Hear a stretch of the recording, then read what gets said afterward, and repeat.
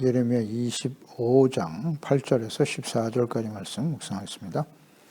25장 8절에서 14절까지 말씀 읽겠습니다. 그러므로 만군의 여호와께서 이와 같이 말씀하시니라. 너희가 내 말을 듣지 아니하였느니라.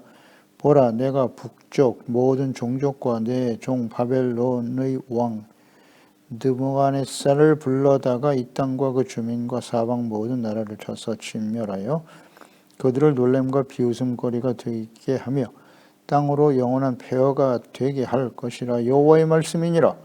내가 그들 중에서 기뻐하는 소리와 즐거워하는 소리와 신랑의 소리와 신부의 소리와 맷돌 소리와 등불 빛이 끊어지게 하리니 이 모든 땅이 폐허가 되어 놀랄 일이 될 것이며 이 민족들은 70년 동안 바벨론의 왕을 섬기리라. 여호와의 말씀이니라. 70년이 끝나면 내가 바벨론의 왕과 그의 나라와 갈대아인의 땅을 그 죄악으로 말미암아 벌하여 영원히 폐허가 되게 하되 내가 그 땅을 향하여 선언한 바 곧 예레미야가 모든 민족을 향하여 예언하고 이 책에 기록된 나의 모든 말을 그 땅에 임하게 하리라. 그리하여 여러 민족과 큰 왕들이 그들로 자기들을 섬기게 할 것이나 나는 그들의 행위와 그들의 손이 행한 대로 갚으리라. 아멘. 말씀을 듣지 않는 완악함의 대가. 완악한 자들의 결말이죠. 요시야 왕이 하나님을 경외하는 왕이었지만 17년 동안 예레미야를 통해서 주시는 하나님의 말씀을 들었습니다. 예레미야의 사역 기간이 요시야 왕 때부터이니까요. 대략 요시야가 치리하던 17년 동안에도 이 이스라엘의 패역함, 유다의 패역함과 그 결말이 어떠할 것인가에 대해서 끊임없이 말씀하셨는데, 그렇다면 그는 자기 자신을 잘 섬기고 경외하고 또 백성들을 율법으로 가르치는 일까지는 정말 최선을 다했습니다만 정작 자녀들 교육에 힘써야 했는데 그렇지 못했다. 하나님은 이 기간 동안 꾸준히 끊임없이 선지자들을 보내서 하나님의 말씀을 증거하셨습니다. 하나님의 말씀을 듣고도 돌이키지 않는 배역한 백성들, 완악한 백성들이지만 하나님의 사랑은 모든 것을 믿고 참으며 바라며 견디고 계셨다. 그래도 하나님의 백성들은 계속해서 하나님의 말씀에 귀를 기울여 듣지 않았다. 그 완악함, 그 결말은 결국 하나님의 공의의 말씀이 실현되고 말았다는 것입니다. 말씀하시고 그 말씀에 대한 순종과 불순종, 그에 따른 하나님의 보응으로 나타나는 것이죠. 그래서 그들은 스스로 해하였다라는 말씀을 쓰셨어요. 스스로 멸망의 길을 선택하였다는 것이죠. 오늘날 너희가 선택하라. 우리가 말씀을 듣는 목적과 이유, 왜 말씀을 묵상해야 하는지를 잘 생각해야 합니다. 8절에서 9절 말씀이죠. 내가 너희가 내 말을 듣지 않았다. 이걸 강조하시네요. 내 말을 듣지 아니하였느니라. 보라, 내가 북쪽 모든 종족과 내 종 바벨론의 왕 느부갓네살을 불러다가 말을 듣지 않았기 때문에 북쪽의 모든 종족, 내 종 바벨론 왕 느부갓네살, 바벨론 왕 느부갓네살이 하나님의 종이랍니다. 하나님의 종들, 정작 하나님의 종이어야 할 선지자들은 거짓말을 전하고 있고 하나님의 종이 되어야 할 유다의 왕 시드기야는 사탄의 종이 되어 있고, 그 당시에 하나님의 종은 느부갓네살 왕이네요. 그를 데려다가 하나님의 말씀을 듣지 않고 불순종하는 사탄의 종노릇 하고 있는 시드기야와 그의 백성들을 하나님께서 공의로 심판하실 것이다. 예수님 당시에도 그렇잖아요. 하나님의 종으로서 백성들을 바른 길로 그리스도께로 인도해야 할 대제사장과 서기관과 바리새인들, 사탄의 종이 되어 있잖아요. 사탄의 종이 되어 있어. 그래서 하나님의 진노가 임할 수밖에 없다. 임할 수밖에 없는 것입니다. 우리는 누구의 종입니까? 우리는 누구의 종입니까? 하나님께서 심판의 도구로 바벨론 왕 느부갓네살을 종으로 사용하고 계시다. 그래서 하나님의 공의가 구체적으로 실현될 것이다 라는 말씀이고 그대로 이루어졌죠. 또 예루살렘뿐만 아니라 주변 모든 나라들도 진멸하실 것이고 비웃음과 조롱거리가 되어 폐허가 될 것이다 라고 말씀하셨습니다. 그 원인은 말씀을 듣지 않았기 때문이다. 그래서 하나님의 말씀을 듣는 것이 얼마나 중요한가요? 신명기 말씀, 인생을 마감하기 전 모세가 하나님의 말씀을 요약하고 정리했습니다. 신명기는 율법서, 율법의 말씀을 요약하신 겁니다. 마지막으로 요약해서 남겨주신 말씀이 있지요. 그래서 신명기 말씀 우리가 계속 묵상하면서 깨닫는 바인데요. 신명기 말씀의 가장 중요한 핵심 키워드는 뭐냐? 청종하라.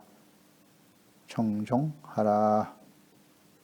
듣고 순종하라입니다. 간단해요. 청종. 하나님의 말씀을 듣는 것은 듣고 순종하기 위해서입니다. 혹은 하나님의 말씀을 듣는 사람은 순종할 것이냐 불순종할 것인가 둘 중에 하나예요. 선택하라는 의미이기도 하고요.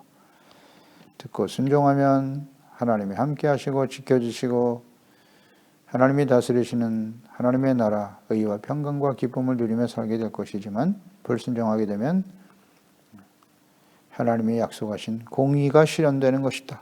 공의가 실현된다.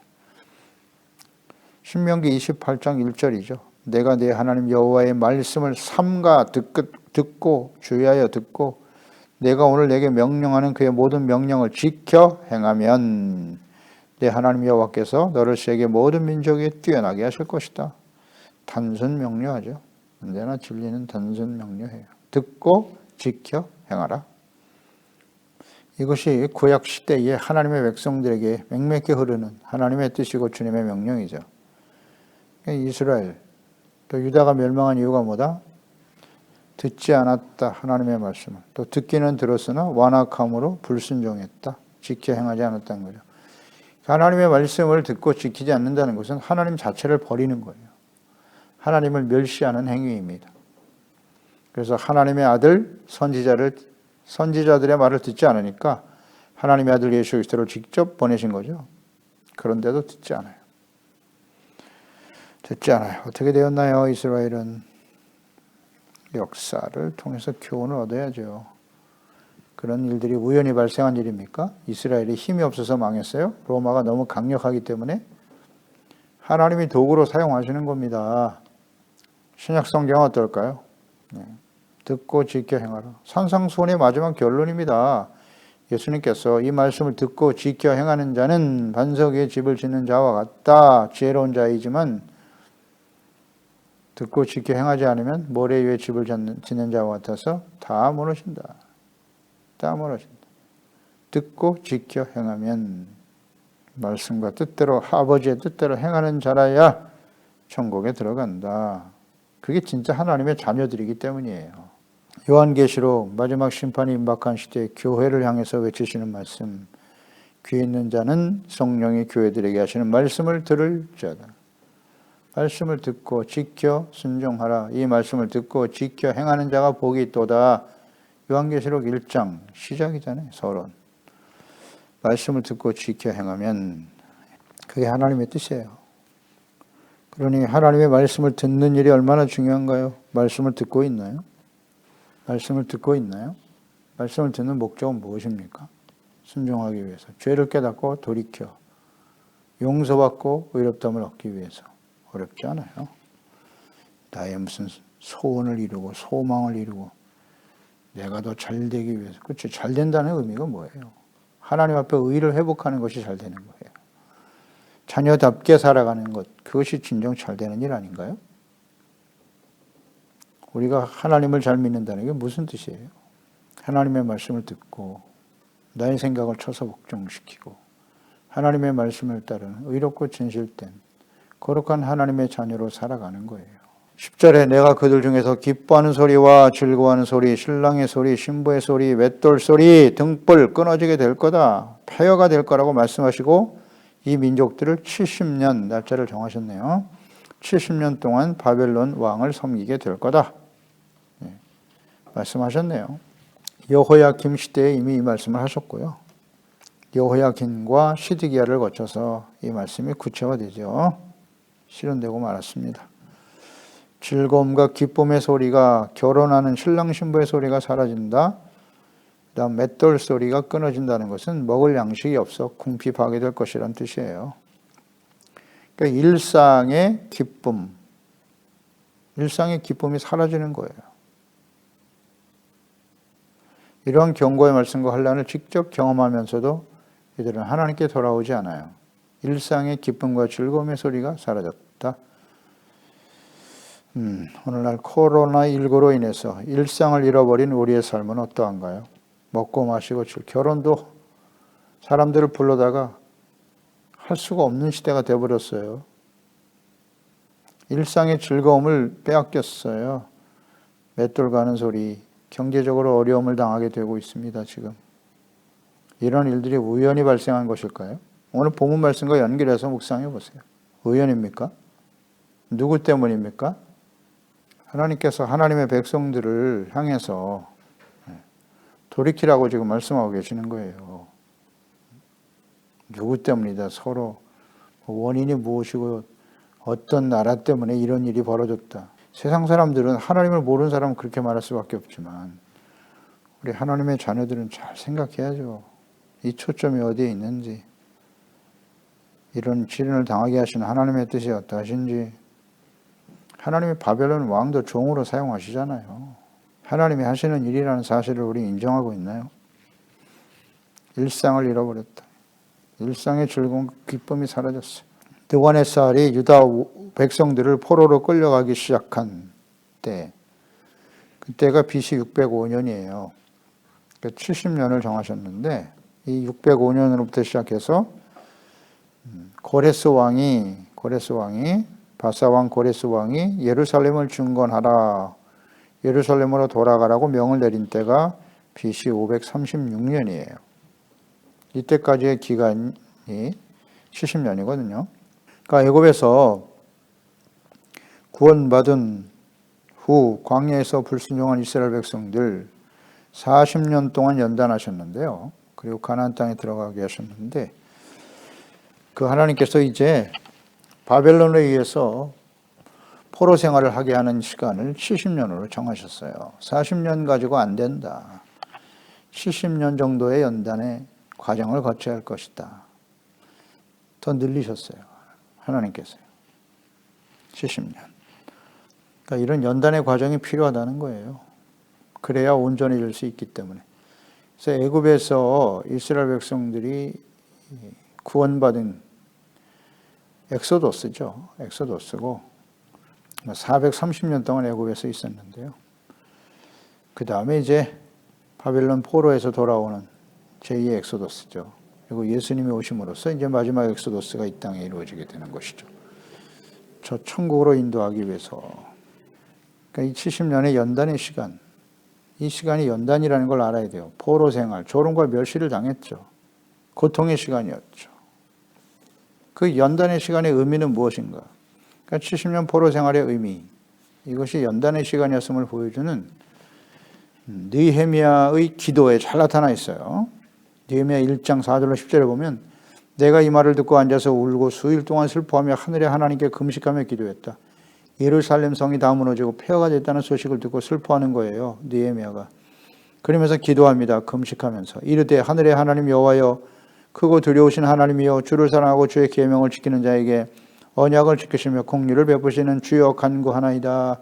이제 종이 주의 종들인 이스라엘 자손을 위하여 주여로 기도하며 우리 이스라엘 자손이 주께 범죄한 죄들을 자복하오니 주는 귀를 기울이시며 눈을 여시사 종의 기도를 들으시옵소서. 나와 내 아버지의 집이 범죄하여 주를 향하여 크게 악을 행하여 주께서 주의 종 모세에게 명령하신 계명과 율례와 규례를 지키지 아니하였나이다. 옛적에 주께서 주의 종 모세에게 명령하여 이르시되 만일 너희가 범죄하면 내가 너희를 여러 나라 가운데 흩을 것이고 만일 내게로 돌아와 내 계명을 지키게 하면 너희 쫓긴 자가 하늘 끝에 있을지라도 내가 거기서부터 그들을 모아 내 이름을 두려고 택한 곳에 돌아오게 하리라 하신 말씀을 이제 청하건대 기억하옵소서. 이들은 주께서 일찍이 큰 권능과 강한 손으로 구속하신 주의 종들이여 주의 백성이니이다. 느헤미야의 기도를 보세요. 신명기의 말씀을 기억하면서 묵상하면서 그 말씀대로 이 백성들이 하나님께 그 계명과 율례를 지키지 않음으로써 포로가 되어 70년 동안 고통받고 살아가고 있습니다. 그러나 하나님께서 다시 회복시켜 주실 것을 약속하셨사오니 주여 저희들을 불쌍히 여기사 용서해 주시고 회복시켜 주세요. 이 느헤미야의 기도. 그러니까 70년 연단의 시간의 의미가 무엇이냐는 거죠. 죄의 결과로 이런 어려움을 당하게 되는 것이고 그러니 우리의 죄와 허물을 용서해 주시고 하나님이 말씀하신 대로 우리를 회복시켜 주세요. 이 느헤미야의 기도가 오늘날 이 시대에 우리 교회와 그리스도인들이 드려야 할 기도입니다. 기도입니다. 연단의 시간이잖아요. 때로는 우리가 개인적으로 우리에게 시련과 어려움이 다가왔을 때 드려야 할 기도의 내용입니다. 기적을 베풀어 주시옵시고 그 기도 이전에 이 느헤미야의 기도를 드려야 해요. 왜 이런 시련과 환난을 우리가 허락하셨는가? 겸손하잖아요. 겸손이란 무엇이다? 자신의 죄를 깨닫고 정직하고 진실되게 자백하는 것이다. 나는 잘못한 것이 없사오니 주여. 아직 모른 거예요. 깨닫지를 못하고 있는 거예요. 전혀. 환난은 인내와 연단의 과정을 거쳐 소망을 이루는 것입니다. 지금 이 느헤미야의 기도 속에서 우리가 깨닫는 바잖아요. 그의 소망은 뭐예요? 하나님의 나라의 회복이잖아요. 거룩한 하나님의 백성이 되어 하나님의 다스림을 받는 하나님의 나라 예루살렘 회복시켜 주세요. 그냥 고향으로 돌아가게 해주세요라는 의미가 아니잖아요. 하나님이 다스리신 하나님의 나라 의의 거룩한 백성으로 회복 아닙니까? 이것이 진정한 소망이 되어야 하는 거예요. 환난 중에 우리가 가져야 될 소망은 바로 그런 거예요. 하나님의 놀라운 기적으로 나의 어려움을 회복시켜 주시고 이전보다 더 나은 갑절의 복을 누리며 살게 하여 주시옵소서. 틀렸어요. 틀렸습니다. 그런 기도를 드리기 이전에 진정 환난과 시련을 통해서 주님이 이루시고자 하는 소망이 무엇인가를 알아야죠. 하나님의 나라와 의의 거룩한 자녀와 백성으로의 회복을 기도해야 합니다. 그게 하나님의 소망이고 우리의 소망이 되어야 합니다. 그럴 때 환난이 끝나는 거예요. 간단한 진리인데요. 그걸 깨닫지를 못하고 있어요. 하나님의 나라와 의의 거룩한 백성으로의 회복. 하나님의 심판의 도구가 되어 유다를 침략하며 수탈했던 바벨론 왕. 어떻게 될까요? 어떻게 될까요? 12절 13절이죠. 여호와의 말씀이니라 70년이 끝나면 내가 바벨론의 왕과 그의 나라와 갈대인의 땅을 그 죄악으로 말미암아 벌하여 영원히 폐허가 되게 할 것이다. 내가 그 땅을 향하여 선언한 바 예레미야가 모든 민족을 향하여 예언하고 이 책에 기록된 나의 모든 말을 그대로 임하게 하리라.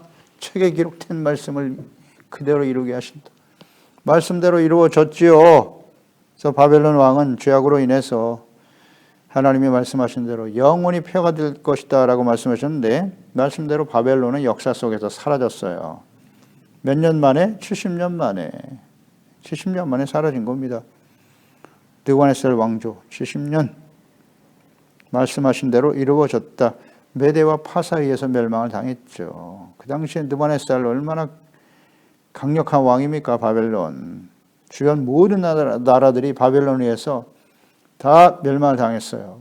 애굽도 그랬죠. 주변의 모든 나라들이 강력한 나라였습니다. 그런데 메대와 바사에 의해서 멸망당하죠. 그러니까 다리오 왕이 바벨론 왕 벨사사를 죽이고 권력을 잡게 되지요.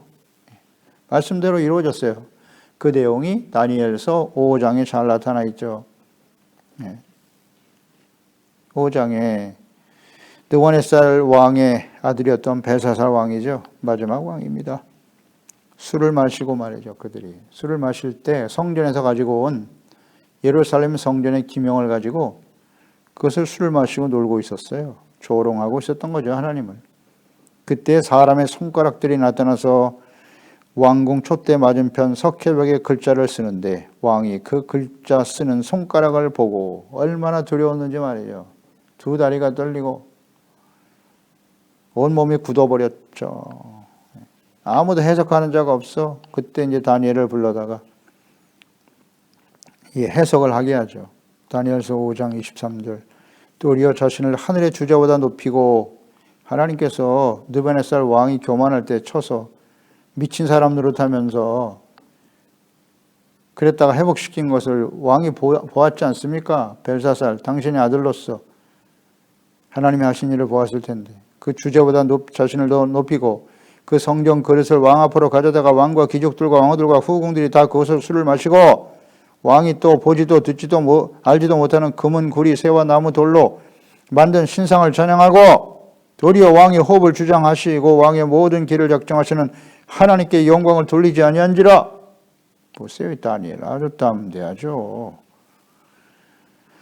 이러므로 그의 앞에서 이 손가락이 나와서 이 글을 기록한 것이요. 그 글을 해석하건대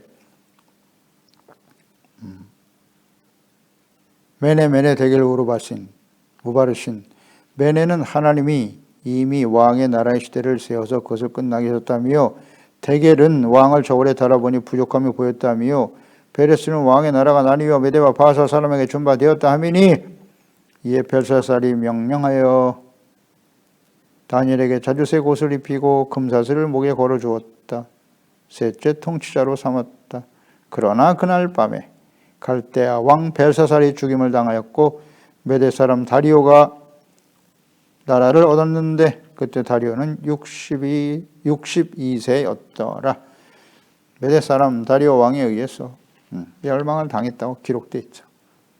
그러니까 하나님의 공의로운 심판, 바벨론은 유다를 멸망시키는 일이 하나님께서 하시는 일임을 알았습니다. 알면서도 깨닫지 못하고 교만하고 하나님의 성전에 거룩한 기물을 가지고 술을 마시며 교만했죠. 악을 행하니까 그 죄로 인해서 심판을 당하게 되더라.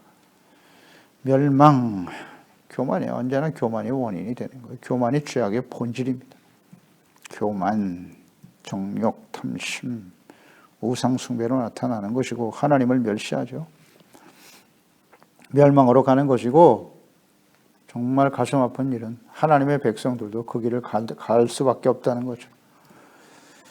하나님의 백성들도 하나님의 말씀을 버려요. 듣지 않습니다. 결국은 같다는 거 아니에요?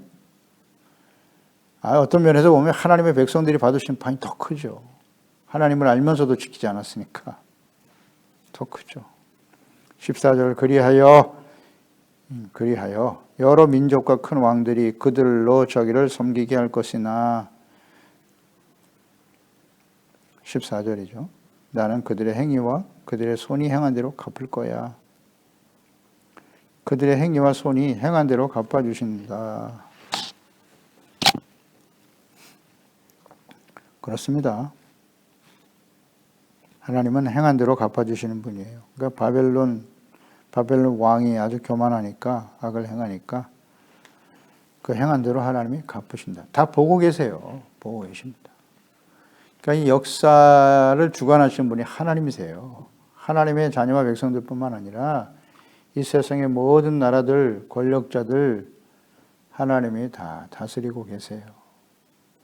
하나님의 공의로. 교만하면 반드시 망합니다. 교만하면 반드시 망해요. 우리는 하나님과 상관없는 나라? 그렇지 않아요. 역사를 보세요. 역사는 하나님의 이야기입니다. 교만하고 악한 자들이 어떻게 되었나요? 다 망했어요. 교만하면 망합니다. 절대 이길 수 없어요.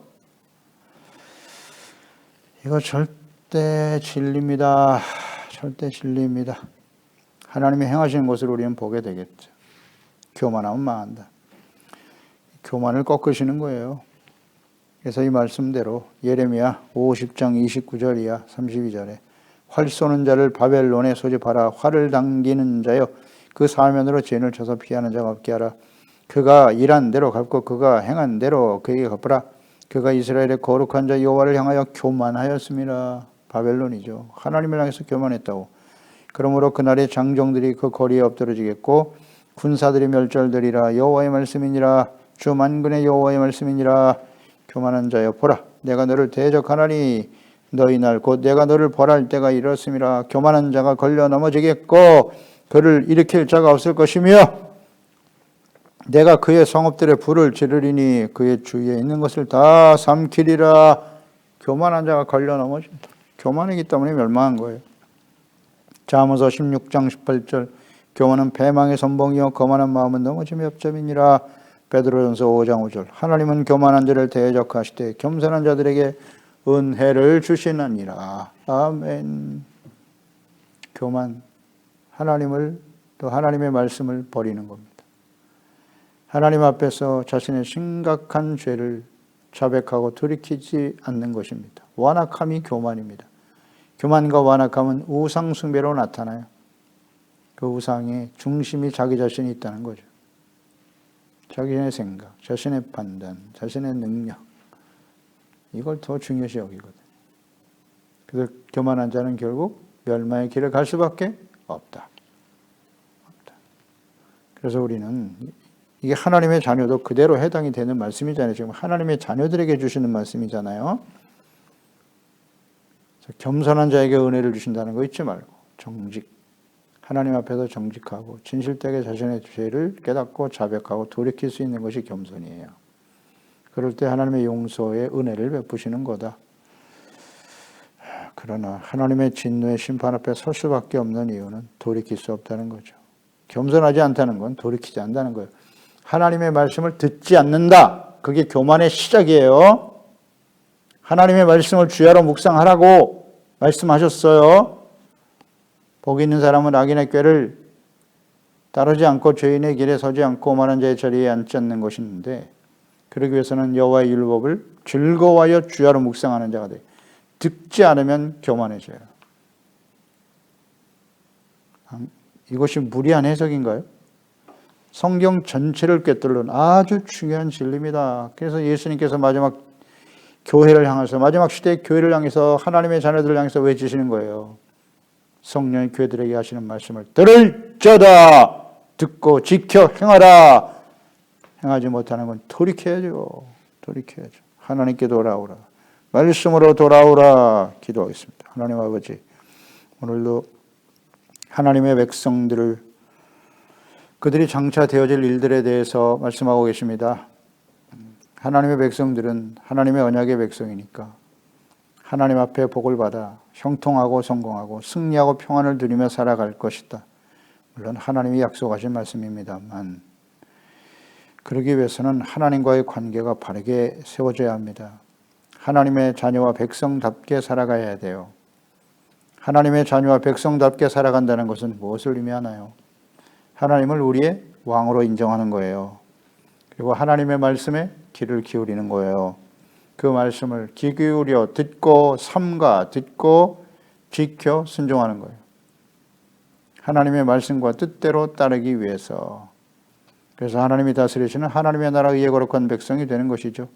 하나님께서 왜 자기 백성, 사랑하는 자녀의 백성들을 이처럼 이방인들에게 짓밟히는 환난과 시련을 당하게 하시나요? 칼, 기근, 전염병 등으로 경제적인 위기와 어려움들로 일상을 잃어버리는 이런 고통스러운 삶을 경험하게 하실까요? 하나님의 소망은 무엇인가요? 나는 너의 하나님이 되고 너희는 내 백성이 되리라. 그리스도 안에서 구원받은 하나님의 자녀답게 살아가라. 하나님이 다스리시는 하나님의 나라가 회복되기를 원하노라. 이 하나님의 소망이 우리의 소망이 되도록 항상 성령으로 깨우쳐 주시고 하나님의 진리의 말씀 가운데 또 성령님의 인도하심을 따라 그 말씀을 지켜 행하는 우리 모든 지체와 가족들 자녀들이 되게 하여 주시옵소서. 예수님의 이름으로 기도드리옵나이다. 아멘.